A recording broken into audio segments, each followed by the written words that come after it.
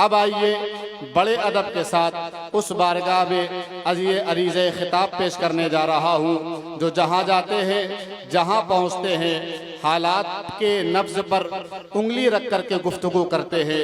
यानी कि हम सब के मखदूम मोहतरम आलिम नबील फाजिल जलील रहबर कौम व मिल्लत नबीर शेखुल इस्लाम अलहाज हज़रत मौलाना सैयद हबीबुल्लाह साहब मदनी दामद बरकातुहुमुल आलिया, जो कि माशाअल्लाह हज़रत मौलाना सैयद अरशद मदनी साहब दामद बरकातुहुमुल आलिया अमीरुल हिंद, उनके साहबजादे हैं। हज़रत मोहतमिम है मदरसा हुसैन अहमद मदनी सहारनपुर। हज़रत से मैं बड़े अदब के साथ दरख्वास्त कर रहे हैं कि हज़रत तशरीफ़ लाएँ और अपने कीमती पंदो नसाए से हम सामीन के क़ुलूब व अज़हान को रोशन व ताबनाक फरमाएँ। ये कहते हुए हज़रत के इस्तक़बाल है कि रूह का सांस छेड़ जाती है, दिल के रग रग में गुनगुनाती है, और सिर्फ लहजा ही नहीं खिताबत खेज इनकी खामोशी भी दिल को भाती है। अल्हम्दुलिल्लाह अल्हम्दुलिल्लाहि नहमदुहु व नस्तईनुहु व नस्तगफिरुहु व नुअमिनु बिही व नतवक्कलु अलैहि व नऊज़ु बिल्लाहि मिन शुरूरि अनफुसिना व मिन सय्यिआति अअमालिना। मन यहदिहिल्लाहु फला मुज़िल्ल लहु व मन युज़लिल्हु फला हादिय लहु। व नशहदु अन ला इलाहा इल्लल्लाहु वहदहु ला शरीक लहु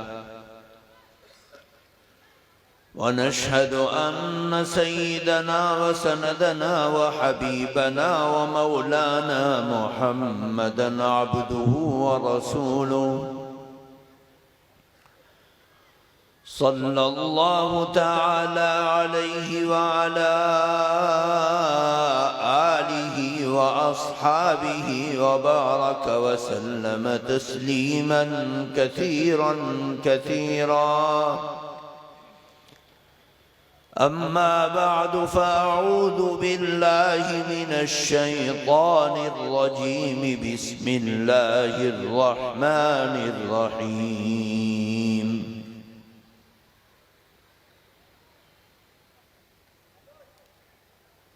वअलमू अन्न फ़ीकुम रसूलल्लाह लौ युतीउकुम फ़ी कसीरिम मिनल अम्रि लअनित्तुम वलाकिन्न अल्लाह हब्बब इलैकुमुल ईमान वज़य्यनहु फ़ी क़ुलूबिकुम वकर्रह इलैकुमुल कुफ़्र वल फ़ुसूक़ वल इस्यान उलाइका हुमुर राशिदून फ़ज़लन मिनल्लाहि व निअमह वल्लाहु अलीमुन हकीम। सदक़ल्लाहु।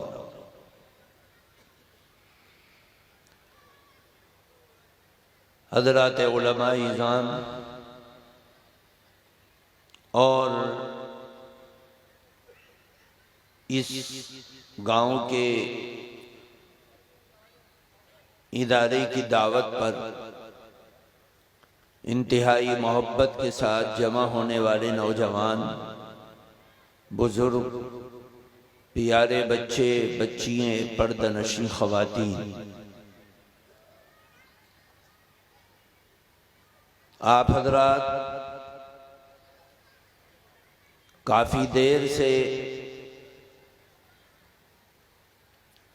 इदारे के बच्चों की ज़बान से निकलने वाले तकारीर की इस्लाही बातों को सुन रहे थे, शुआरा के नज़्म व नसर को सुन रहे थे और इर्द गिर्द से आने वाले उलमाए इज़ाम के बयानात को सुन रहे थे। अल्लाह ताला इन सब की मुक़द्दस ज़बान से निकलने वाले अल्फाज को हमारी दुनिया और आखिरत की इज्जत, कामयाबी, कामरानी का जरिया और सबब बनाए। आमीन। मेरे बुजुर्गों,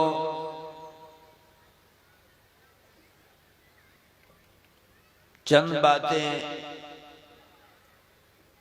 अल्लाह की तौफीक और उसकी सआदत से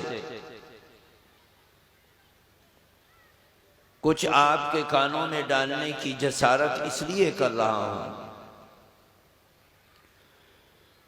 कि उम्मीद रखता हूं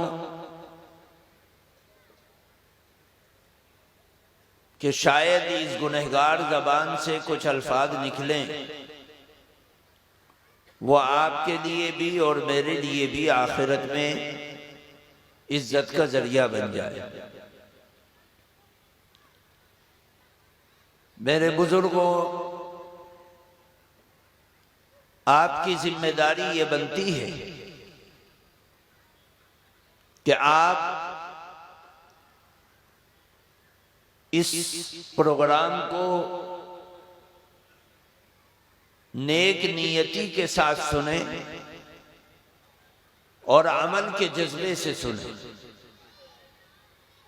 बुनियादी तौर पर इन कुरानी और ईमानी और अमली मजालिस का मकसद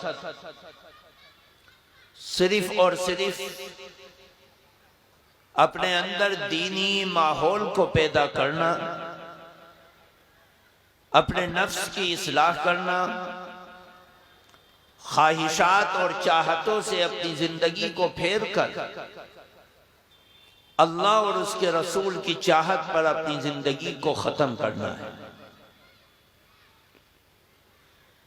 ये नीयत और इरादा जिस शख्स का होगा,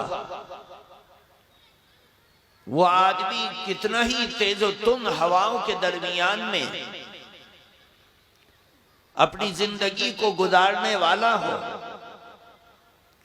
और नशेब व फराज के हर माहौल को वो इस मुख्तसर सी जिंदगी में मुकाबला करके सर कर सकता है इंशाअल्लाह। क्योंकि दुनिया की जिंदगी में इंसान हमेशा के लिए नहीं है। बड़े से बड़ा पहाड़ दिल आदमी, बड़े से बड़ा ताकतवर, बड़े से बड़ा हिम्मत और हौसले वाला इस दुनिया में आने के बाद बिल आखिर इस दुनिया से जाता है और सारी चाहतें और ख्वाहिशें इस दुनिया में छोड़कर चला जाता है। असल अल्लाह ताला की चाहत है, परवरदिगार आलम की चाहत इंसान को दुनिया में भी कामयाब करती है और आखिरत की कामयाबी का वादा अल्लाह ताला ने कुरान पाक के वास्ते से अपने बंदों से किया है। मैं कोई नई बात बतलाने के लिए नहीं, वही बातें रिपीट करूंगा जो आपने अपने पहले उलमा और तलबा के जबान से सुनी है। बस अंदाज़े बयां अलग है, बतलाने का तरीका अलग है, समझाने का तरीका अलग है। बात वही है कि अल्लाह और उसके रसूल की मानकर जिंदगी गुजारो। मेरे बुजुर्गों, दुनिया जितना ज्यादा आगे बढ़ रही और अपने बुढ़ापे की तरफ जा रही है और बुढ़ापे के बाद मौत की तरफ जा रही है और दुनिया की मौत कयामत का दिन है जिस दिन इस दुनिया को मार दिया जाएगा। जितना कयामत के करीब हम जा रहे हैं, इंसान अपने ज़मीर से, अपने फर्ज मनसबी से, अल्लाह की चाहतों और रसूल की चाहतों से दूर होता जा रहा है और इंसान तबाही बर्बादी के गड्ढे अपने हाथों से खोद कर उसको बर्बाद कर रहा है, अपने आप को बर्बाद कर रहा है। बड़े से बड़ा अक्लमंद इंसान अपनी तबाही को अपने इल्म के जरिए से, अकल के जरिए से, दानाई के जरिए से, ताकत के जरिए से, शजाअत के जरिए से, बहादुरी के जरिए से, हसब नसब के जरिए से, इस दुनिया के हर तरीके से इस दुनिया की जिंदगी में अपनी तबाही के गड्ढे को खोद रहा है और उसमें गिरने के लिए बेताब और बेचैन बेकरार है। हम देख रहे हैं समझाने वाले के समझाने का कोई असर पायदार नहीं होता, बतलाने वाले के बतलाने का असर कोई पायदार और मजबूत नहीं होता।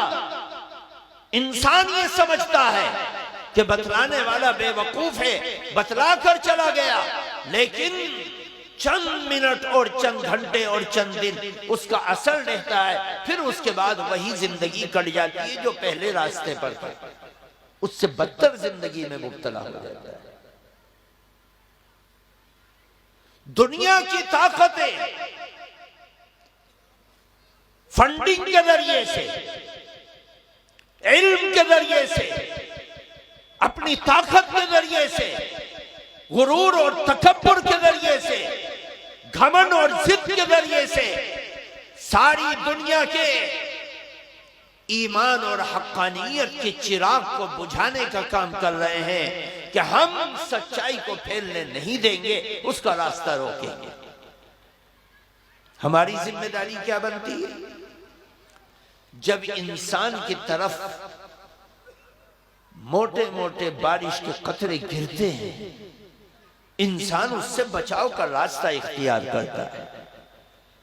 जब पत्थर इंसान की तरफ आकर गिरते हैं और अंदेशा है कि ये पत्थर इसके सर को फोड़ देगा, इसकी आंख को फोड़ देगा, इसकी नाक की हड्डी को तोड़ देगा, इसका खून बहा देगा, इसके दिमाग की रगों से खून को दौड़ा देगा, तो आदमी दौड़ता है, बचता है, भागता है, बचाता है, लोगों को बचाता है। हम देख रहे हैं कि सच्चाई को दबाने के लिए पत्थर से ज्यादा खतरनाक चीज आ रही है। लोगों की अकल लगाई जा रही है, लोगों की सलाहियतें लग रही हैं, लोग अपनी तवानाई और ताकत को सर्फ कर रहे हैं कि हम दुनिया को तबाही बर्बादी की तरफ लेकर जाएंगे, तबाह करेंगे, बर्बाद करेंगे, गड्ढे में दबा देंगे, उनकी नस्लों को खत्म कर देंगे, उनके ईमान को खत्म कर देंगे, उनके आमाल को बद कर देंगे, उनकी ख्वाहिशात को तबाह और बर्बाद कर देंगे, सच्चाई के रास्ते पर इंसानियत को चलने नहीं देंगे। तो मेरे दोस्तों, हमारा फर्ज ये बनता है कि अगर हम ईमान के सच्चे मुहाफिज हैं और ईमान के सच्चे दाई हैं और ईमान के सच्चे मुबल्लिग हैं और ईमान के सच्चे मुअल्लिम हैं और ईमान से सच्ची मोहब्बत करने वाले हैं, तो आओ दुनिया के झमेलों में, दुनिया की थपेड़ों में, दुनिया की मौजों में बचकर अपने ईमान की हिफाजत के लिए वो करो जो अल्लाह के रसूल सल्लल्लाहु अलैहि वसल्लम चाहते हैं।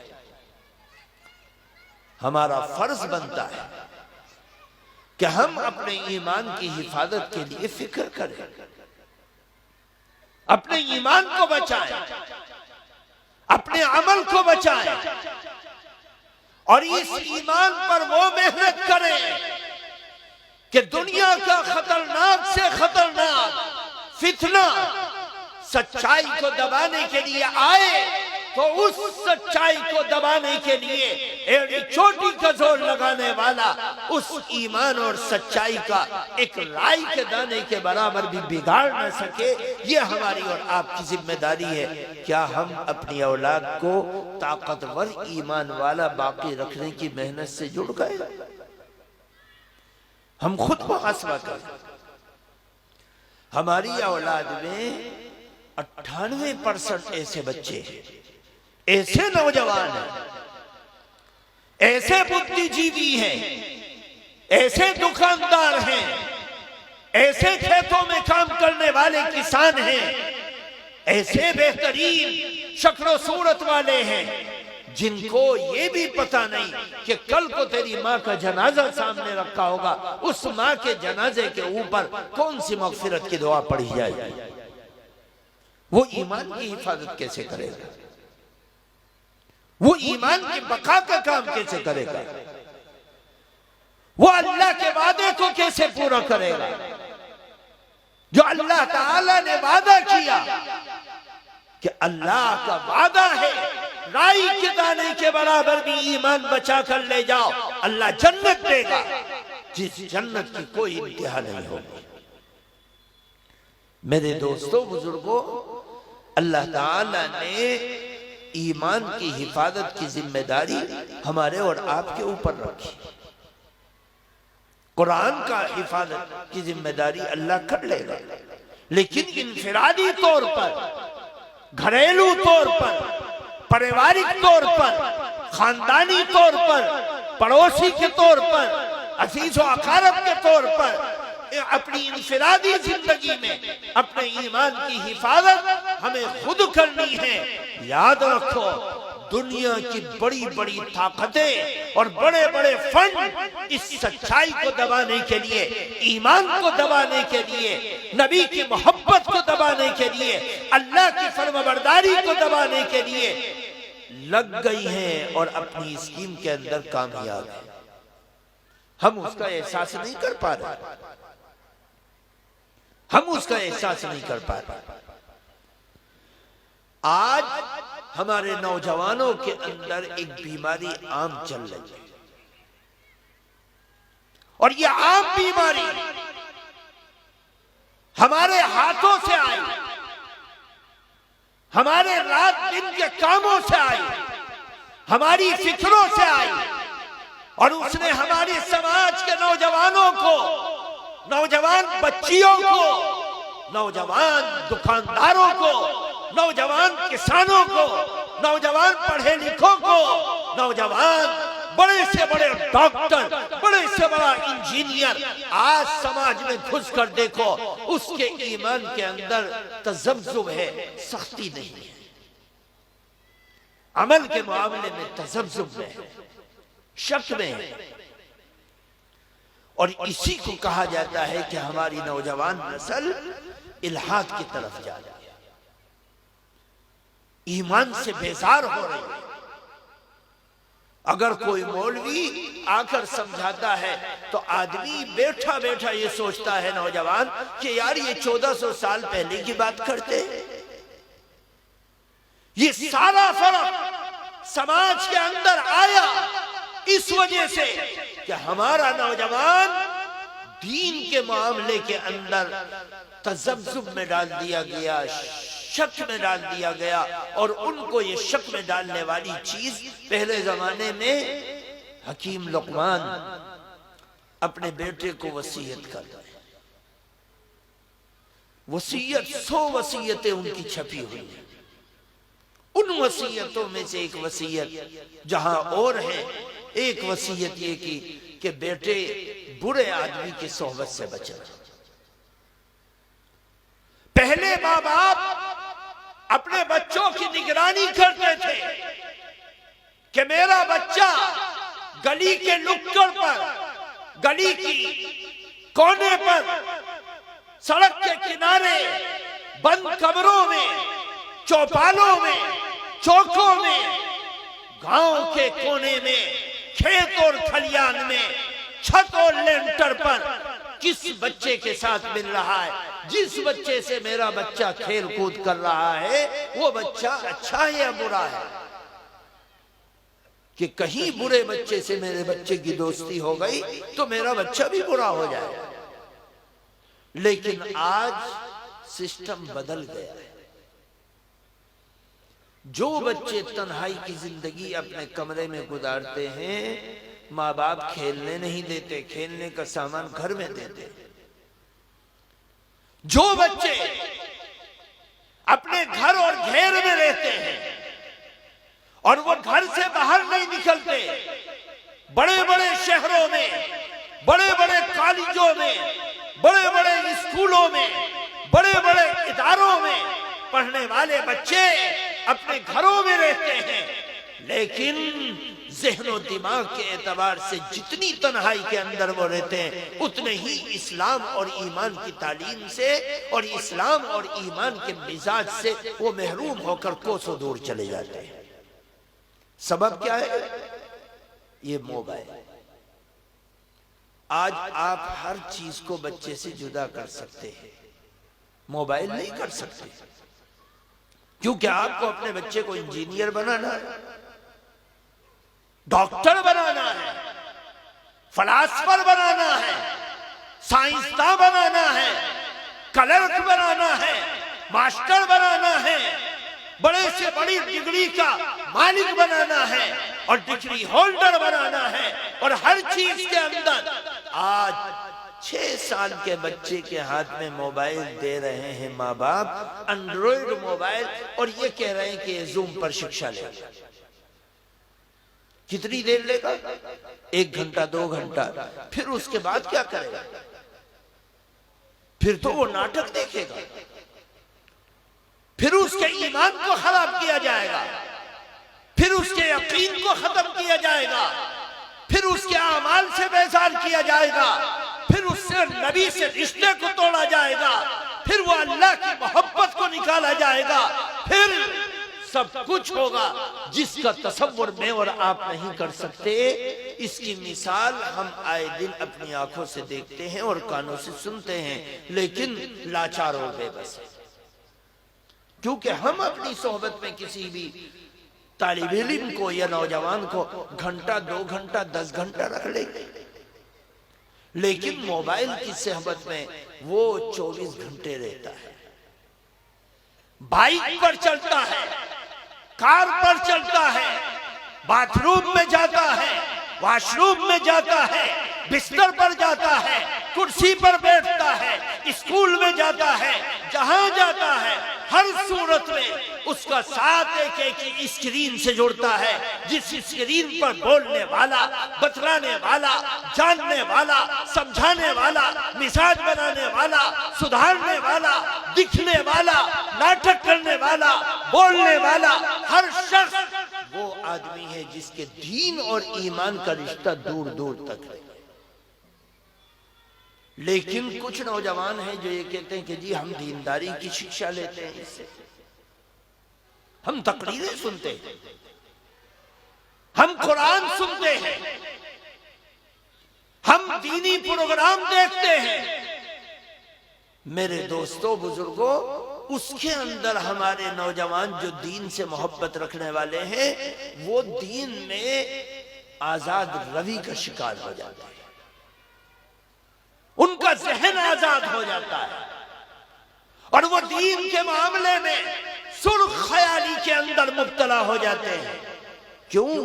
इसलिए कि एक ही स्क्रीन है, पगड़ी बांधने वाला एक मौलवी आता है, दाढ़ी रखने वाला एक मौलवी आता है, इमामत करने वाला एक शख्स आता है, दावत देने वाला एक शख्स आता है, अहकाम बतलाने वाला एक शख्स आता है, मसाइल बतलाने वाला एक शख्स आता है। उसी तरह का एक आलिम आकर तकरीर करता है कि जब नमाज पढ़ो, नमाज में रफ़े यदैन करो और हाथों को उठाओ, जब रुकू में जाओ हाथों को उठाओ, जब रुकू से उठो हाथों को उठाओ, जब सजदे में जाओ हाथों को उठाओ, आमीन जोर से कहो और कुरान की तिलावत जोर से करो और हर रकात में सूरे फातिहा पढ़ो। और उसी तरह का एक आलिम दूसरी स्क्रीन पर, फेसबुक की दूसरी स्क्रीन पर आकर बयान देता है कि रफ़े यदैन मत करो, हाथों को मत उठाओ, सूरे फातिहा को न पढ़ो, तकबीर तहरीमा के बाद ये न पढ़ो और ये न करो और ये न करो।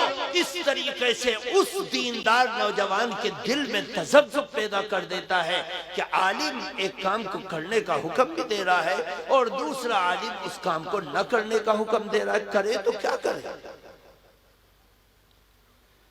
ये बतलाने वाला, रफ़े यदैन का, नमाजों में हाथ खड़ा करने वाले, हुक्म देने वाला भी कहता है कि बुखारी में लो देखो मैं दिखलाता हूं, और जो मना कर रहा है वो भी कह रहा है कि लो देखो मैं दिखलाता हूं बुखारी में।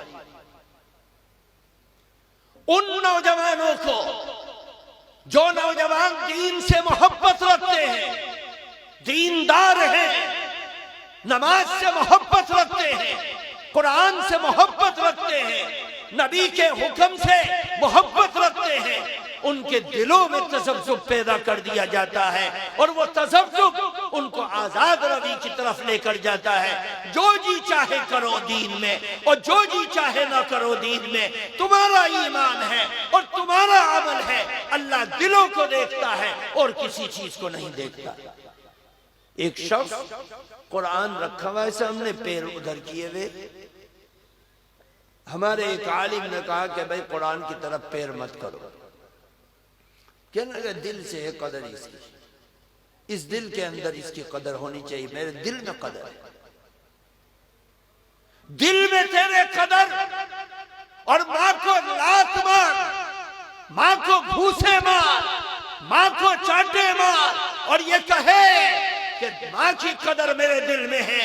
बतला कौन तेरी इस हरकत को सुनेगा और अमल करेगा और समझेगा तूने असल चीज की कदर, जो अमल से करना था, अरकान से करना था, इशारों से करना था, जबान से करना था, उस दिल में उतारने वाली चीज को तूने खत्म करके सिर्फ दिल का एतबार किया। कुरान को फाड़ कर फेंक रहा है और कह रहा है कि दिल में कदर है। मां को चाटे मार रहा है और कह रहा है दिल से मोहब्बत करता हूं। तू झूठा है अपने दावे के। मेरे बुजुर्गों, दोस्तों, इस्लाम का उसूल याद रखो।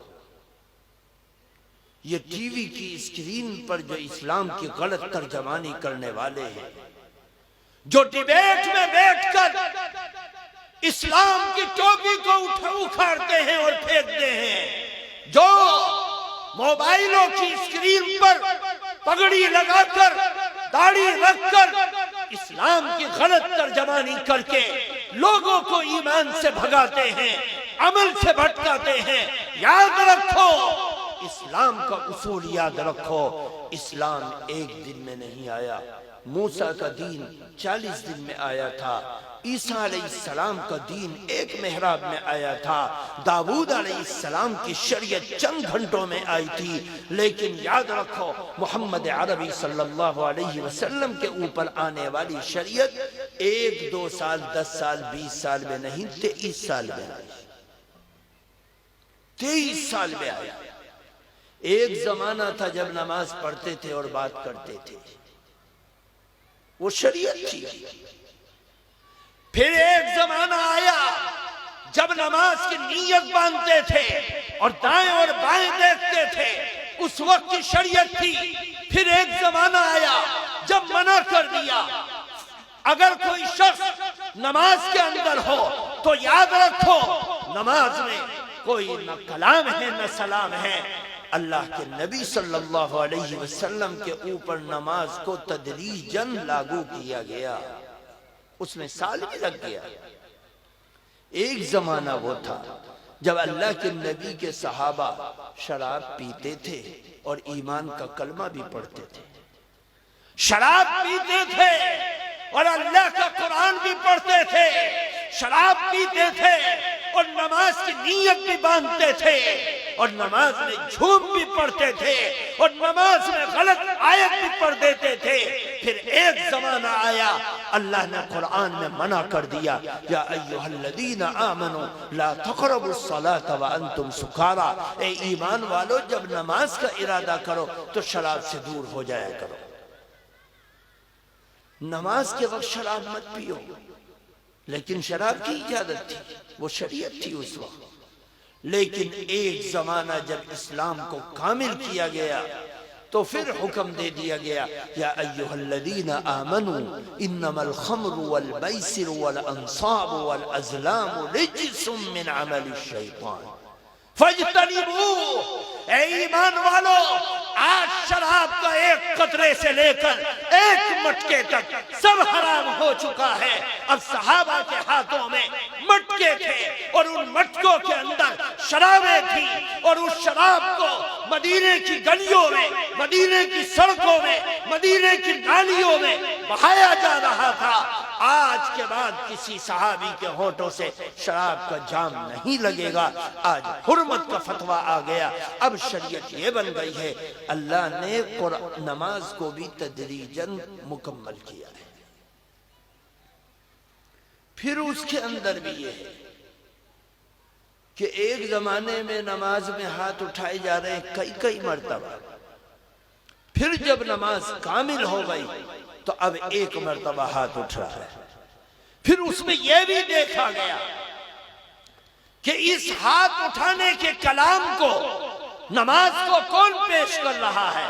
वो एक बच्चा पेश कर रहा है जो सहाबा में बच्चा है, और जो उठाने से मना कर रहा है वो बूढ़ा सहाबी है जो सफर में, हजर में, जिहाद में, मुजाहिदे में, मदीना और मक्के में अल्लाह के नबी की खिदमत में रहता है। वो मना फरमा रहा है कि अल्लाह के नबी ने हाथ नहीं उठाया। बात उसकी मानी जाएगी जो सफर और हजर में नबी के साथ रहता है। हम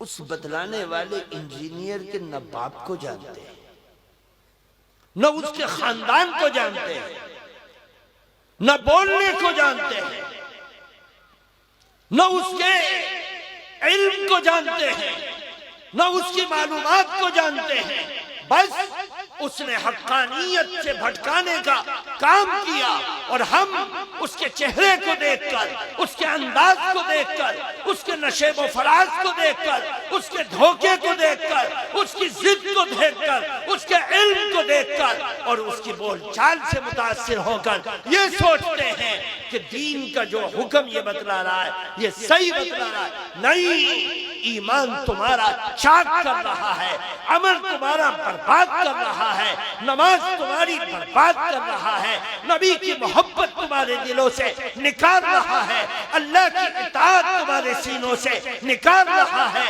और दीन से तुम्हें बेजार करके दीन से लाचार और बेजार कर रहा है कि तुम न इधर के रहो न उधर के रहो, न तीतर है न बटेर, कुछ भी नहीं, इसका तो कुछ भी नहीं पता।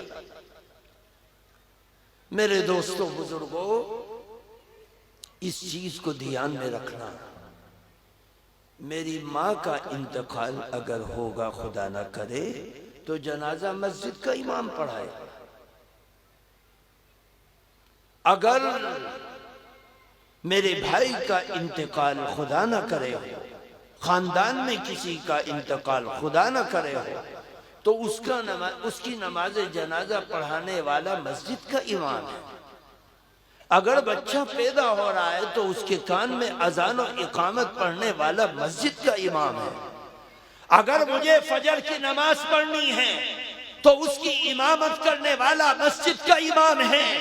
अगर मुझे जुमे की नमाज पढ़नी है उसकी इमामत करने वाला मस्जिद का इमाम है। अगर मुझे ईद की नमाज पढ़नी है उसकी इमामत करने वाला गांव का इमाम है। अगर मैं ये देखूं कि दीन के सारे अमल मेरी मस्जिद के इमाम से जुड़े हैं और मैं सरहद के पार बोलने वाले आलिम की बात मानूं, इंजीनियर की बात मानूं, डॉक्टर की बात मानूं, तो याद रखो मैं किसी धोखे में मुब्तला किया जा रहा हूं, जो धोखा मेरे ईमान को खराब करेगा, मेरे अमल को खराब करेगा, नबी की मोहब्बत को उड़ाएगा, ईमान की मोहब्बत को निकालेगा, अल्लाह की मोहब्बत को निकालेगा। तेरी जन्नत में ले जाने का जरिया और सबब सिर्फ और सिर्फ तेरी मस्जिद का इमाम है। उस मस्जिद के इमाम के दामन को मजबूती से थाम कर अपनी जन्नत के बाला खाने को तलाश करेगा तो मिलेगा, वरना नहीं मिलेगा, नहीं मिलेगा, कुछ भी नहीं मिलेगा। उस मस्जिद के इमाम तो दुर्कुत्ता दुर्बिल्ली बना दिया। वो मस्जिद का इमाम कोई हैसियत नहीं रखता, वो गांव का मौलवी कोई हैसियत नहीं रखता, वो महल्ले और इलाके का आलिम कोई हैसियत नहीं रखता। हाँ, मोबाइल की स्क्रीन पर बोलने वाला मेरा इमाम भी बन जाता है, मेरा मुफ्ती भी बन जाता है, मेरा आलिम भी बन जाता है, मेरा दाई भी बन जाता है, मेरा रहबर भी बन जाता है। मैं अपनी ईमान की पोटली उसके हाथों में देकर ये सोचता हूं कि जन्नत के बाला खानों में मुझे पहुंचा देगा। ये धोखा है, धोखा है, धोखा है, धोखा है, धोखा है, धोखा है। ये धोखा है जो हमारे ईमान और अमल को खराब कर रहा है। इसलिए मैं जोर देकर यह बात कहना चाहता हूं, आप यकीन न करो, लेकिन कितने यहां पर जितने लोग हैं, मेरे ख्याल में 99% लोगों के पास मोबाइल है। और मैं इस वाकये को हर जगह जाकर बतलाता हूं, और ये मामला हर साल होता है। उम्मत को अमल से तोड़ने का एक साफ रास्ता, शॉर्टकट रास्ता इस मोबाइल के जरिए से नौजवानों के दिलों में घुसाया जा रहा है। शॉर्ट रास्ता कि नौजवानों को अमल से तोड़ दो, नमाज की मोहब्बत निकाल दो, रोजे की मोहब्बत निकाल दो। एक मैसेज गर्दिश कर रहा है हमारे मोबाइलों में, व्हाट्सएप में, फेसबुक में, इंस्टाग्राम में, और नौजवान बच्चे और बच्चियां उसको फॉरवर्ड करते हैं। और फॉरवर्ड करने से पहले लिखा रहता है कि 10 लोगों में इसको फॉरवर्ड करो, 10 खुशियां नसीब होंगी। 50 लोगों में फॉरवर्ड करो, 50 खुशी नसीब होगी। मैसेज ये भेजा जाता है कि नबी करीम सल्लल्लाहु अलैहि वसल्लम ने इरशाद फरमाया, गोया के हदीस में क्या फरमाया? अल्लाह के पैगंबर ने फरमाया, प्यारे नबी सल्लल्लाहु अलैहि वसल्लम ने फरमाया कि जो शख्स जुमे, रमजान के आखिरी जुमे को, अलविदाई जुमे को 4 रकात नफल की नीयत बांधे और हर रकात में ये आयत इतनी मर्तबा और ये सूरतें पढ़ेगा, उसकी जिंदगी भर की जितनी फर्ज नमाजें कदा हो गई सब की सब माफ कर दी जाएंगी और वो बिल्कुल निर्दोष होकर जन्नत में जाएगा। अल-अयाज़ु बिल्लाह, अल-अयाज़ु बिल्लाह। अल्लाह के नबी के ऊपर बहतान। इस हदीस का नबी से कोई ताल्लुक नहीं। उम्मत को नमाज से तोड़ने का काम किया जा रहा है, उम्मत को बर्बाद करने का काम किया जा रहा है, नौजवानों को मस्जिदों से भगाने का काम किया जा रहा है। कि आई शबे बारात आ गई, माँ की खबर पे खड़े हो गए, बाप की खबर पे खड़े हो गए, मस्जिदों में आकर खड़े हो गए, सारे साल नमाजों को कदा किया, फर्ज नमाजों को छोड़ा, फजर को छोड़ा, जुहर को छोड़ा, असर को छोड़ा, मगरिब को छोड़ा, इशा को छोड़ा और सब कुछ छोड़ छाड़ कर आज 15वीं शाबान में आकर खड़े हो गए कि सारे साल के गुनाह माफ हो जाएंगे। अल्लाह इतना आसान जन्नत दे देगा? अगर इतनी आसान जन्नत होती तो बतलाओ हजरत उमर की जिस्म से अतड़ियों को क्यों काटा जाता? अगर जन्नत इतनी आसान होती तो बतलाओ हजरत उस्मान गनी के जिस्म के टुकड़े क्यों होते? बतलाओ अगर जन्नत इतनी आसान है अली को क्यों शहीद किया जाता मस्जिद के गेट पर? बतलाओ अगर जन्नत इतनी आसान है नबी के जमाने में 265 सहाबा को कत्ल क्यों किया जाता, शहीद क्यों किया जाता? वो तो आसानी से हासिल कर लेते। जब तुम 4 रकात में जिंदगी की सारी नमाजें माफ करवा सकते हो तो बतलाओ वो नबी के चेहरे को देखकर, नबी की शक्ल को देखकर, नबी से गुफ्तगू करके, नबी के कलाम को सुनकर, नबी से मुसाफा करके, नबी के साथ चल के, नबी के शाना बशाना रहकर, नबी के दस्तरखान पर बैठकर, नबी से हम कलामी करके, नबी का दीदार करके, नबी की समाअत करके, नबी से गोयाई करके, बतलाओ उनको जन्नत क्यों नहीं मिल गई? उनको भी नमाज पढ़नी पड़ी, रोजा रखना पड़ा, ज़कात देनी पड़ी, हज करना पड़ा, अमल करना पड़ा, सच बोलना पड़ा, हया को दामन को थामना पड़ा, सदाकत और अमानत के दामन को थामना पड़ा, अल्लाह की फरमाबरदारी को थामना पड़ा, नबी की मोहब्बत को बसाना पड़ा। क्यों? अल्लाह ये बतला रहा है कि जो चीज लाजिम है सबके लिए लाजिम है, उसमें अमीर गरीब का फर्क नहीं। हम एक शबे बारात की इबादत अदा करके सड़कों पर, चौकों पर, चौराहों पर, कब्रिस्तानों में, जंगलों में हम ये सोचते हैं कि जन्नत के ठेकेदार हम बन गए, हम जन्नत के ठेकेदार बन गए। आओ, जन्नत की ठेकेदारी ऐसी नहीं मिलती कि सारे साल नमाजों को कत्ल करो और रमजान में आकर उस नमाज को खड़ा कर दो कि देखो तहज्जुद भी पढ़ता हूँ, अव्वाबीन भी पढ़ता हूँ, फर्ज नमाजें भी पढ़ता हूँ, पहले और बाद की सुन्नतें भी पढ़ता हूँ, सब कुछ पढ़ता हूँ। और इधर ईद का चांद निकला और बाजारों में पहुंचकर सारे रमजान की इबादत को तार तार करके फेंक कर आ गए।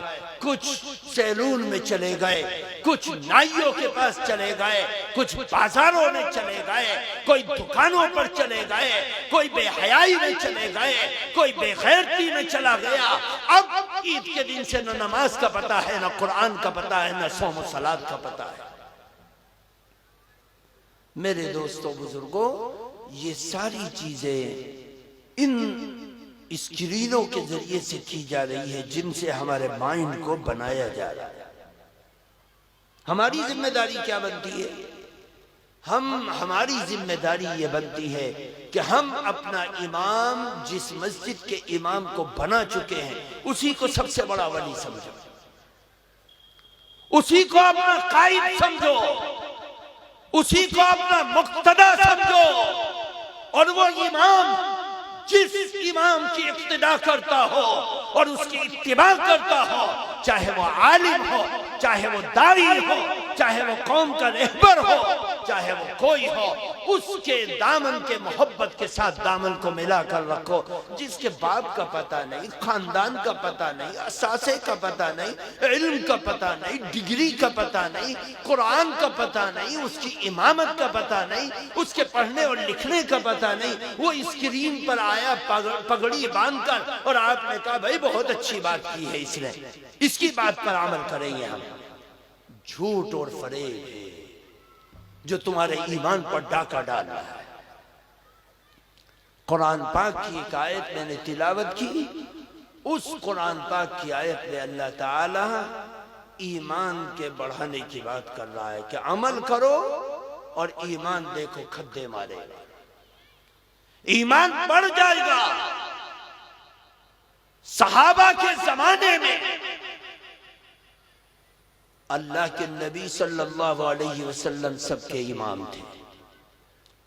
आप सारी जिंदगी इमामत करते रहे। जिस मुसल्ले पर तुम्हारे मस्जिद के इमाम साहब हैं, उस मुसल्ले पर मदीने में अल्लाह के नबी खड़े होते थे। लेकिन जिंदगी के जब आखिरी अय्याम आए और आपके सर में दर्द हुआ और सकरात के झटके लगने शुरू हुए, बुखार हो गया और आप बेहोश होने लगे, तो अल्लाह के नबी ने हुक्म दिया कि जाओ मुरू अबा बकर, जाओ अबू बकर को हुक्म दो कि वो मेरे मुसल्ले पर खड़े होकर इमामत कर दे। अल्लाह के नबी मौजूद, सहाबा अबू बकर की तरफ देख रहे और अबू बकर कासिद की तरफ देख रहे। अल्लाह के नबी सल्लल्लाहु अलैहि वसल्लम के होते हुए अबू बकर का इमामत करना इतना शाक गुजर रहा था कि हजरत अम्मी आयशा उम्मुल मोमिनीन हजरत आयशा सिद्दीक़ा रज़ियल्लाहु ताला अन्हा ने अल्लाह के नबी से दरख्वास्त की, या रसूल अल्लाह आप मौजूद हैं, अबू बकर क्यों इमामत करेंगे? अल्लाह के नबी सल्लल्लाहु अलैहि वसल्लम ने फरमाया, ए आयशा मैं क्या करूं, अल्लाह हुक्म दे रहा है कि अबू बकर को इमामत का हुक्म दो। अल्लाह के नबी को एक मर्तबा होश आया, आपने आवाज सुनी कि इमामत हो रही, आपने अपने घर से तयम्मुम करके आप निकल रहे हैं। इमामत का मुसल्ला ऐसे है, आपका घर ऐसे है। घर से निकले, दरवाजा खोला और अल्लाह के नबी दो सहाबियों के सहारे से सफ में आकर खड़े हो रहे। हजरत अबू बकर सिद्दीक को इमामत की हालत में एहसास हो गया। आप फौरन पीछे आने लगे इमामत करते करते। अल्लाह के नबी ने इशारा किया कि इमामत करो, आगे बढ़ो। आपने इमामत के लिए फिर हुक्म पाते ही आगे चले गए। ये सब कुछ नमाज के अंदर हो रहा है। जब इमाम तुम्हारे महल्ले का मौजूद है, गांव का मौजूद है, नमाज के मसाइल इससे पूछो, कुरान के मसाइल इससे पूछो, विरासत के मसाइल इससे पूछो, अखलाक के मसाइल इससे पूछो, तहारत के मसाइल इससे पूछो, इबादत के मसाइल इससे पूछो, मुआशरत के मसाइल इससे पूछो, मामलात के मसाइल इससे पूछो। यही तुम्हारी जन्नत और जहन्नम है। इताअत करोगे जन्नत मिलेगी, नाफरमानी करोगे जहन्नम मिल जाएगी। नबी का वारिस इमाम से ज्यादा कोई पावरफुल नहीं है, ये याद रखना। क्योंकि इमाम ने नबी की अल्लाह अकबर की भी हिफाजत कर रखी है, सजदों की भी हिफाजत कर रखी है, आपके अंदाज और अखलाक की भी हिफाजत कर रखी है, और साथ साथ आपके मुसल्ले की भी हिफाजत कर रखी है। उसमें न इतना राई के दाने के बराबर कमी की न ज्यादती की। हमने उसको छोड़ दिया, हमने उसको छोड़ दिया। वो तो 5000 का मुलाजिम है, चंद दाने अनाज पर वो पल रहा है, इसलिए हमारे ईमान का मेयार वो नहीं बन सकता। ये हमारे दिमाग की खराबी है जिसकी वजह से हम बर्बादी की तरफ जा रहे हैं। वअलमू अन्ना फीकुम रसूल अल्लाह, जान लो कि तुम्हारे दरमियान में अल्लाह के पैगंबर हैं।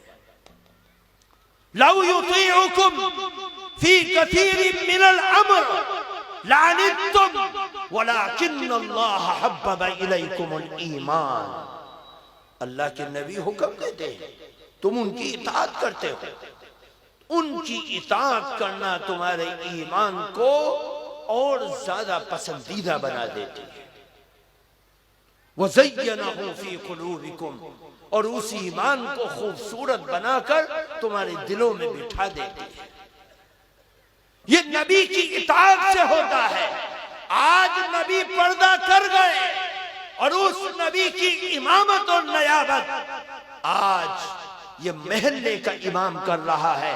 इस इमाम को अपना मुक्तदा मानो, इस इमाम को अपना पेशवा मानो, इस इमाम को अपना रहबर मानो, इस इमाम को अपना कायद मानो, इस इमाम को अपना सालार मानो, इस इमाम को अपने ईमान का मेयार मानो, तो तुम भी जन्नत में जाओगे और तुम्हारा इमाम भी जन्नत में जाएगा।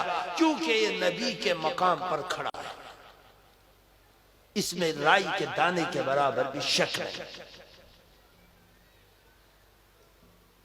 वकर्रह इलैकुमुल कुफ्र वल फुसूक वल इस्यान, गुनाहों से भी बचाता है इमाम। तुम नमाज नहीं पढ़ोगे, इमाम तुम्हारी खुशामद करके लाएगा, इमाम तुम्हें दावत देगा। रोजाना 5 टाइम अल्लाहु अकबर, अल्लाहु अकबर, हय्या अलस सलाह, हय्या अलल फलाह। आओ गांव के बूढ़ों, गांव के जवानों, गांव के बच्चों, गांव की बच्चियों, आओ, नमाज की दावत दी जा रही। और कौन दे रहा है? या तो इमाम या मुअज्जिन। और वो दावत देने में सच्चा मुखलिस है, एक राई के दाने के बराबर भी न कमी कर रहा है न ज्यादती कर रहा है। जो दावत अल्लाह के नबी ने अपने नायब से दिलवाई, जो अल्लाह के नबी ने दी और जो अल्लाह के नबी के मुअज्जिन ने दी, उसी पर आज तक दावत चल रही। चाहे मशरिक में चले जाओ, चाहे मगरिब में चले जाओ। मेरे दोस्तों बुजुर्गों, अपने ईमान को बचाओ।